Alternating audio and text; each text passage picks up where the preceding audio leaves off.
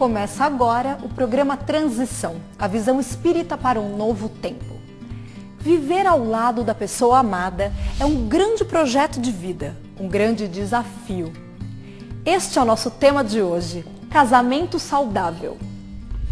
O casamento é uma das experiências mais extraordinárias que o ser humano pode experimentar. Allan Kardec propõe no Livro dos Espíritos a conjugalidade quando pergunta se ela estava de acordo com a lei da natureza, a união permanente de dois seres.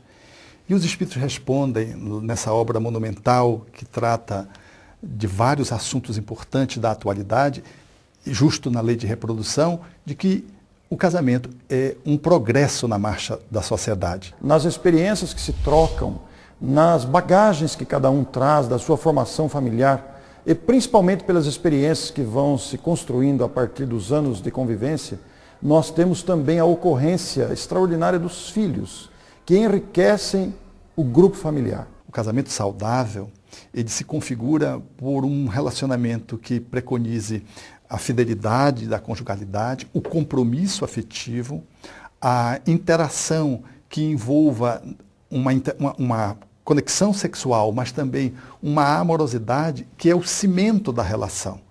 Essa amorosidade ela se manifesta através da compreensão um do outro e, portanto, que se configura no respeito às diferenças, bem como nesse sinergismo acerca das similitudes, e ele se alarga, demonstrando que ele é saudável, quando o casal é capaz de se tornarem cúmplices um do outro nos processos evolutivos que cada um se envolve. Falando sobre casamento, o que será que motiva as pessoas a buscarem esse tipo de união, a união através do casamento? Um dos primeiros motivos que nos ocorre justamente é a questão do amor. É o amor como fator de motivação para a constituição e construção de um casamento. Então elas entendem que quando elas se apaixonam, elas buscam o casamento e muitas vezes quando elas se desapaixonam também querem buscar novos, se separam e buscam novos casamentos. Então muitas vezes a paixão e se manter apaixonado é a motivação de muitos. Mas nós temos outros aspectos que são aspectos subjetivos, aspectos inconscientes que nos levam a buscar esse tipo de união. Veja só, a questão da sintonia, ela é um fator de extrema importância. Como é que nós vamos escolher, no meio de todas as pessoas, aquela com quem temos o compromisso de fazer ajustes, reajustes, de construir alguma coisa, de fazer algum tipo de reparação, se somos tantos? A união dos espíritos, sobretudo através do casamento, tem sua base numa lei universal, que é a lei de atração. Quis o Criador que os seus seres, as suas criaturas, não vivessem de modo isolado. Assim nós temos na nossa intimidade um anseio de estar sempre juntos, de unir esforços, de dividir o destino, dividir as lutas, as alegrias. E justamente essa lei da atração nos leva a buscar um tipo de contato com um tempo maior de relacionamento para podermos realizar todo o projeto que está associado quando nós falamos de casamento. Uma época atrás houve uma febre, parecia que a lei de atração era a única lei que sustentava tudo no universo. E não é bem assim. Existe a lei da gravidade, existe a lei da repetição, mesmo dentro da psicologia existem leis psicológicas também que nós estudamos. A lei de atração, ela tem como base para o seu funcionamento o passado de cada um. Ela é construída a partir dos propósitos de uma determinada reencarnação.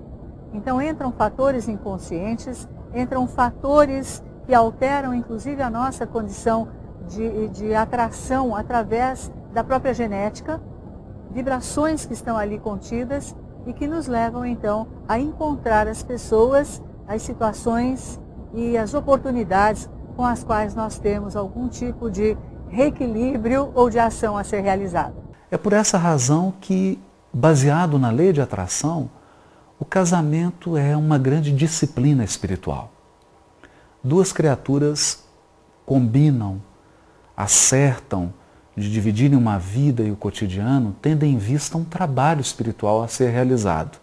Inicialmente um trabalho dentro delas mesmas, porque o casamento é a grande experiência de sair de si mesmo, de dividir-se, de renunciar, de ceder, de aceitar, de compreender, de perdoar, muito mais do que uma aventura hollywoodiana, romântica. O casamento é uma espécie de acesso espiritual, uma disciplina mesmo, que nos leva a aprimorar o espírito, a nos tornarmos mais maleáveis, mais abertos, mais flexíveis. Quando nós falamos de casamento, nós temos aquele casamento convencional, feito de papel passado, feito de maneira legal, e temos um outro que não é de papel passado. Será que vale a mesma coisa? Hoje nós temos a lei da união estável. Isso pode ser praticado de uma maneira muito simples, pela ida de um casal a um cartório e fazer o registro e as condições daquele relacionamento. É quase igual a um casamento civil. Agora, quando não existe nada, ou só existe a união estável, é casamento? É casamento. Vale da mesma maneira. Não existe em termos espirituais e de aprendizado uma diferença de outro. Quando nós evoluímos, nós aprendemos, por exemplo, no Livro dos Espíritos e no Evangelho segundo o Espiritismo, que no processo de evolução, a justiça, o direito, a advocacia, ela entra para regulamentar as relações. Então é nesse contexto que nós podemos olhar. Se nós vivemos numa sociedade complexa, a ideia desse casamento no papel, quer dizer, de ir ao cartório e de registrar o relacionamento, é para garantir questões jurídicas, questões com os filhos, questões de herança. Então existe um porquê. Se é consequência da civilização, é muito bom. Mas aqueles que se amam e se respeitam, mesmo porque do lado de lá e pela eternidade papéis vão ser deixados de lado, se respeitarão independente desse compromisso escrito. O objetivo espiritual do casamento, porque é esperado sim pelo plano espiritual e pela nossa reencarnação, que haja um projeto de crescimento, um projeto de reequilíbrio e um projeto de colaboração com o mundo em que vivemos. Então, a espiritualidade tem sim uma expectativa em cima daquilo que foi projetado no projeto reencarnatório e depois na execução desse projeto durante a reencarnação. Por isso que não existem coincidências. Pessoas dizem assim, foi amor à primeira vista. Não existe, a maioria, mais 99% dos casos, não é um amor à primeira vista, é o amor à segunda, 15ª, vai saber quantas vistas, né? Quantas vezes já esses seres se viram. E a maioria também dos casamentos, além deles não serem coincidência, aí entra a lei de atração que falamos antes, é uma questão também de, observando esse mesmo relacionamento em existências anteriores, qual é o aprendizado para esta etapa de evolução no casamento? Porque todo casamento, os dois vêm aprender um com o outro e ensinar um para o outro. Se a Terra é uma escola, casamento é uma matéria importante e ela já vem com conteúdos. E por isso ele é um desafio, por isso muitas pessoas têm imensa dificuldade na relação conjugal por conta desses desafios que estão implícitos no casamento. Mas ele também traz muitas alegrias. Ele traz a experiência de dividir com alguém esperanças, anseios, lutas. Ele ajuda a carregar as nossas cruzes, os nossos trabalhos, as nossas provas e expiações, porque você sabe que tem uma pessoa do lado que está com você dividindo o dia a dia e te ajudando naqueles momentos mais difíceis. Aliás, o casamento é uma grande viagem que não tem fim, porque as almas são infindáveis, nas quais um se desvela para o outro. Talvez essa seja a maior dificuldade de se manter a qualidade de um relacionamento saudável. É superar o medo, tal como João propõe numa das suas cartas, mostrando que o medo é a antítese do amor.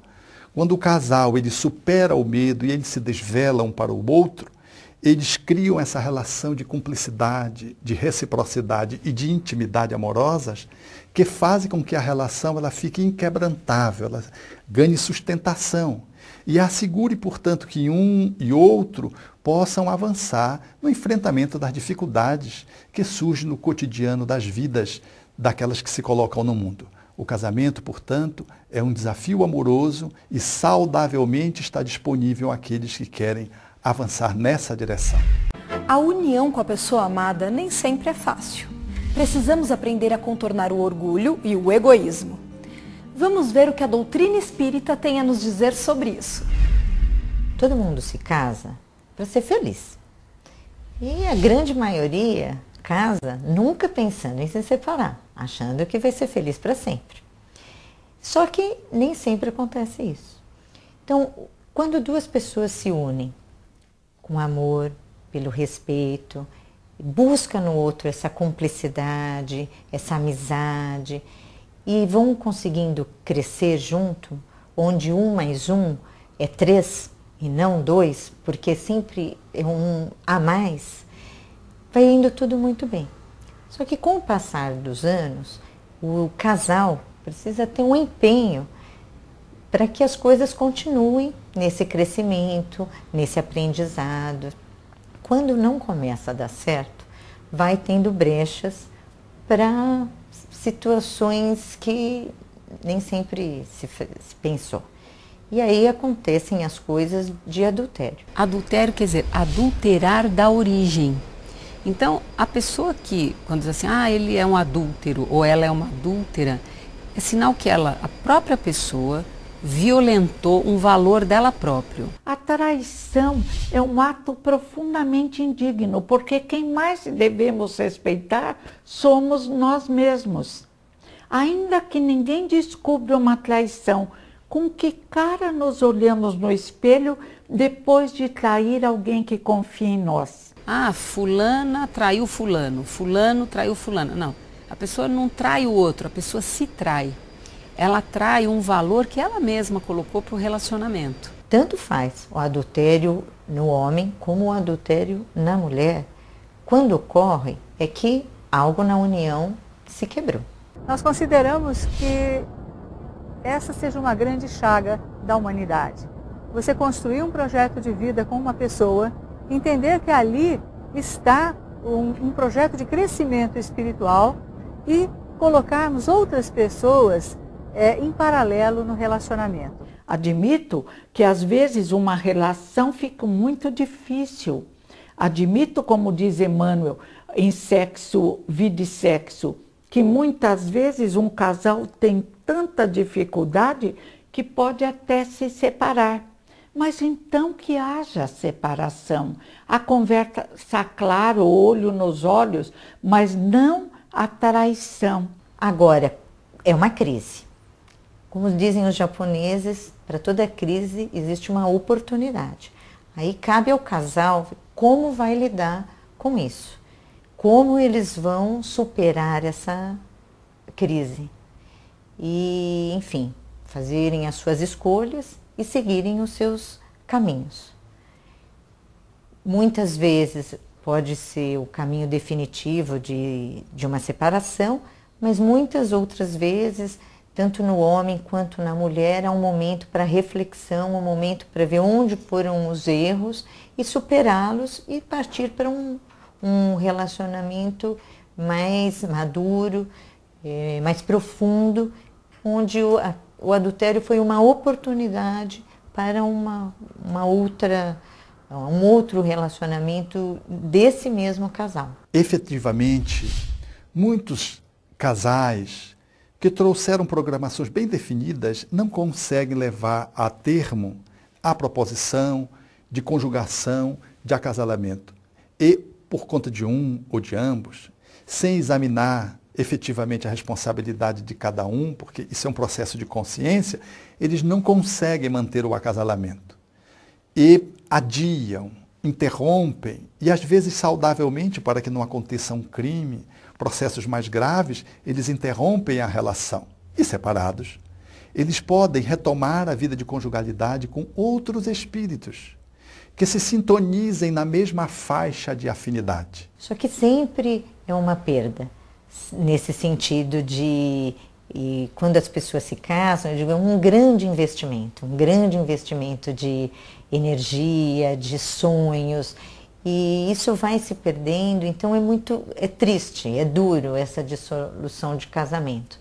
mas ela acontece. Essa proposição que o Espírito Emmanuel também contempla quando trata das separações conjugais no livro Vida e Sexo, elas apontam para essa flexibilidade que a vida nos dá de, em não conseguindo cumprir um compromisso pré-estabelecido, nós de modo algum estamos à margem da evolução e podemos continuar a nossa marcha, fazendo novas interações criativas, amorosas, porque a vida sempre é um espaço para que possamos aprender e crescer, amar e nos iluminar, solitariamente e numa relação conjugal, conjugadamente, compondo novas famílias que representam novas experiências iluminativas no campo da comunidade e no campo da vida em sociedade. Se nós entendemos que uma família é constituída a partir de um projeto de convivência, onde um vai ajudar no crescimento do outro, será que uma família que não seja constituída por um homem e uma mulher, mas por pessoas de uma outra orientação sexual, nós poderíamos considerar um casamento? Há um tempo atrás, pessoas que viviam juntas, elas sentiam que quando um dos dois, por exemplo, falecia, sejam homens ou mulheres, isso criava, às vezes, uma dificuldade com a família.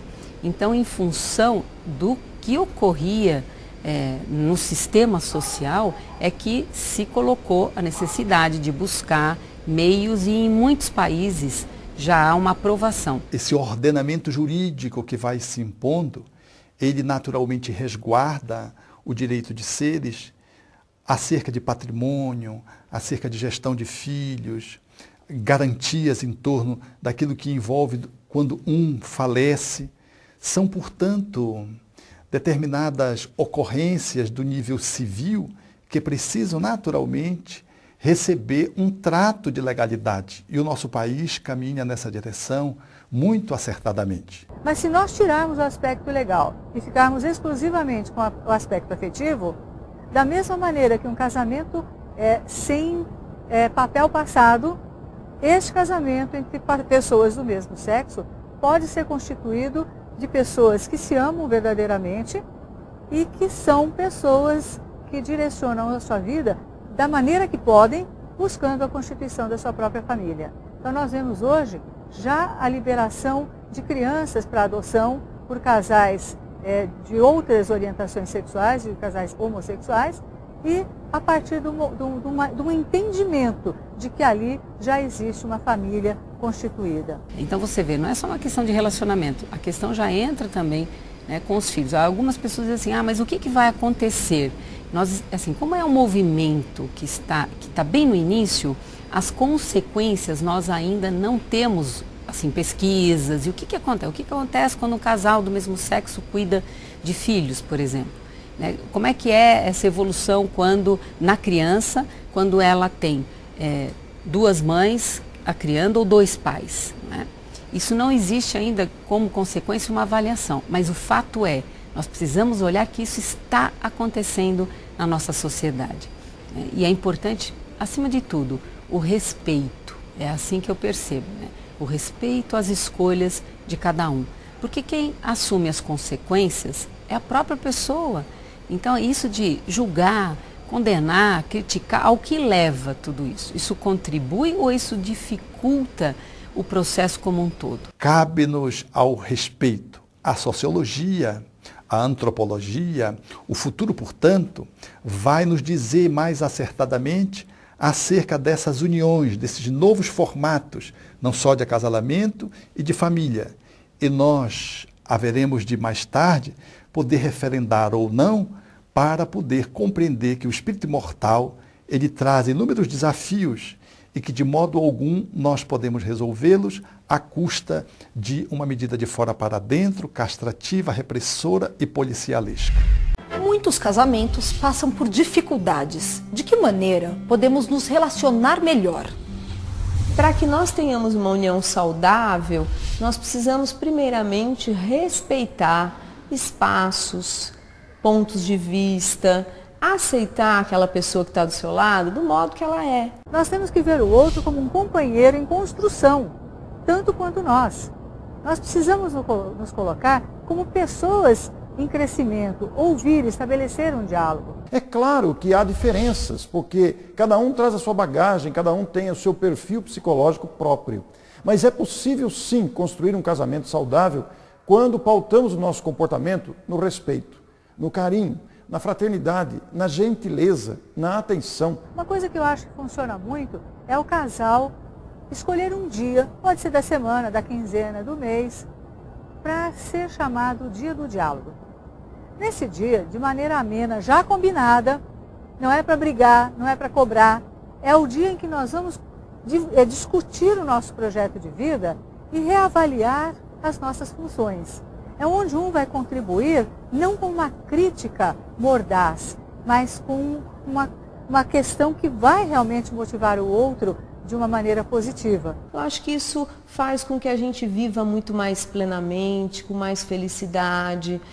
O casamento é mais alegre, é mais feliz, porque existe companheirismo. Então, eu acho que essa palavra, nós precisamos ser companheiros, aceitando um ao outro do modo que a gente é. A gente vai fazendo pequenas mudanças e pequenos ajustes, mas só quando a gente quer, não quando o outro quer, não é? O casamento é uma possibilidade extraordinária que leva a criatura a sair um pouco de si mesma, aprendendo gradativamente a pensar no outro.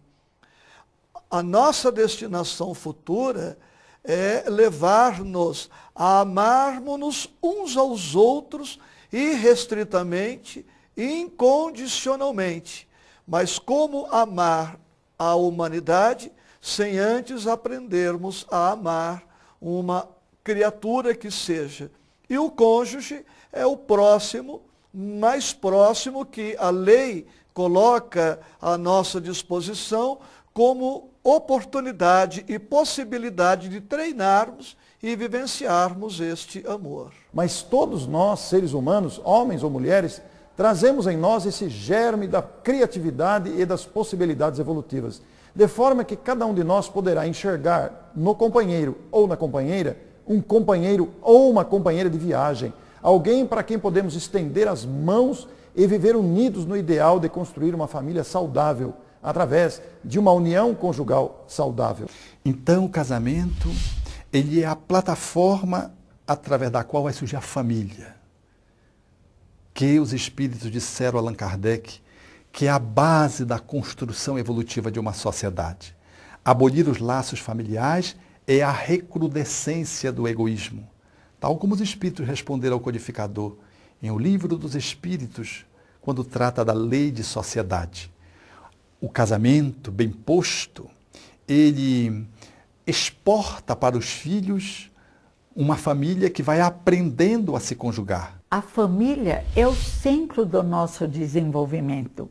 Muitas vezes o indivíduo acha que a família dele não é a ideal, mas é a família que construímos, que merecemos. Nós temos muitas famílias que funcionam de uma maneira difícil, com um aprendizado, com grandes desafios, mas que existe uma fonte de amor que acaba gerando um equilíbrio. Mas não é importante, que não é por acaso que eles estão ao nosso lado, que haja grande mudança? E não é maravilhoso que nós tenhamos a possibilidade de auxiliarmos um grupo familiar no crescimento espiritual? E que seria de nós se a nossa família espiritual mais desenvolvida e madura não nos suportasse em nossas necessidades, não nos abraçasse em nossas dificuldades, não nos impulsionasse ao progresso necessário ao nosso refazimento espiritual? Se contamos com esse exército de luzes que nos apoia e apoia os nossos queridos, há que ter paciência. Isso nos revela que vale a pena amar, vale a pena construir laços, vale a pena curar os laços espirituais da nossa família consanguínea, aqueles desafetos que nós trazemos hoje, convertendo todos eles em laços de afeto no futuro, porque quanto mais relações espirituais de amor nós possuímos, mais amigos, mais parceiros e companheiros nós teremos nos desafios do futuro. A questão do casamento saudável, me parece que ainda Jesus de Nazaré é a pessoa que, de uma forma mais completa e ao mesmo tempo mais simples, foi a fundo nessa questão, como realmente buscar um casamento saudável. Na época ele citou que os casamentos se desfaziam pela dureza dos nossos corações. E naturalmente isso continua existindo. Duas pessoas que busquem realmente, sobretudo e em primeiro lugar, o diálogo, o desejo de construir de uma forma conjunta alguma coisa, e isso é importante, o que nós queremos construir com as pessoas. Claro, cada caso é um caso, cada casal é um casal, porque nós somos pessoas únicas. Duas coisas únicas se juntando, claro, dá uma outra coisa única, e assim que é cada casal. Então me parece que não há uma receita pronta, naturalmente, mas o desejo do bem, conjunto, coletivo do casal, naturalmente vai se externar para uma família, entendendo já uma família um pouco mais ampla, com os filhos, com os parentes, e naturalmente isso vai se refletir numa sociedade cada vez mais saudável. Diálogo e desejo do bem. E sem um casamento saudável, e quando nós dizemos saudável, não estamos dizendo um casamento sem problemas, sem dificuldades, sem desavenças, sem desencontro de opiniões. Saudável no sentido de que as pessoas dão conta de forma equilibrada dos desafios que o casamento apresenta. Toda vez que nós conseguimos lidar com os desafios de uma maneira integral, sem prejuízo da nossa saúde física, psíquica e emocional, isso significa que o nosso casamento é saudável. Embora haja divergências, embora haja momentos felizes, momentos nem tão felizes, mas ele é saudável. E nós devemos procurar isso porque, independente da pessoa, a experiência do casamento é sempre uma experiência desafiadora, mas ela também compensadora. Porque nesses desafios da intimidade, nessas lutas e nessas alegrias que o casamento apresenta, a alma consegue um burilamento espiritual dificilmente capaz de ser conseguido em outras atividades. Manter um relacionamento exige cooperação, boa sintonia e esforço das duas partes envolvidas para assim fazer um projeto de uma vida equilibrada e saudável. O Transição de hoje fica por aqui. Não esqueça de compartilhar este programa com quem você ama. Até o próximo Transição. Tchau!